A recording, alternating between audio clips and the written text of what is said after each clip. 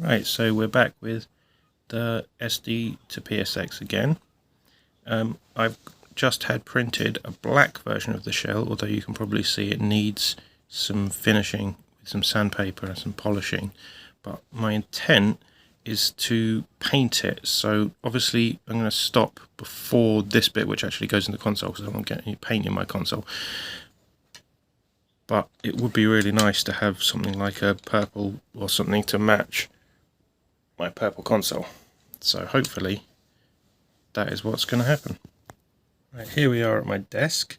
As you can probably see what it is I've got to get rid of from this angle. They've clearly tried finishing it, but with some very low grade sandpaper, like 400 grit or 180 grit or something. But I've got some much higher grit, 1200, 1500, and in the cupboard I've got up to 7000, so let's give this a go and see if we can't make it look a bit smoother and a bit nicer for when the paint goes on. So I've wet sanded to 5000 grit. You can still see some of the marks from their finishing on it, but I didn't want to cut too deep because it's already the right thickness, and if it gets too thin that's going to cause a problem. But hopefully it will now take the paint and none of the marks will show up, at least through the bits that you're going to be able to see. So the next step is masking. Right, so this is it masked off. Only the bits that I want paint on are available to get paint on. I have used isopropyl alcohol to wipe it down so that there's none of my nasty finger grease. You can see the board and the old case over there, so I mean the next step's just to paint it. Right, so paint is on and appears to have dried. So now it's the fun bit where we get to peel it off and see how it has gone. Yep, not too much overspray that I can see. Hard part with this tape is that this tape is very good at sticking to this tape. So you might need a tool to remove it. Aha! Careful not to damage the plastic, because it's only plastic. Yeah, that's the nice line we want.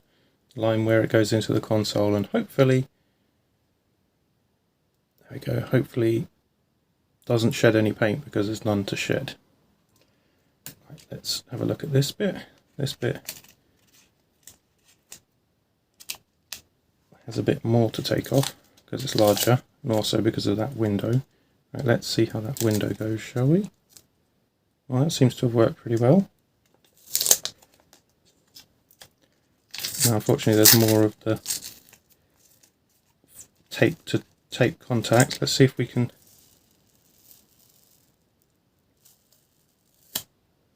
Okay, that looks good to me. Let's have a look what it looks like when put together, shall we? Excellent. Now we take the motherboard, just give you a quick look if the camera will focus on it, and we put it in the shell. I find lining it up with the notch at the bottom first is helpful. Then we put, oh no, I've even got the colour codes to show me now. Let's try and take that off. Right, it does look there we go. Now we have a fully painted SD2PSX.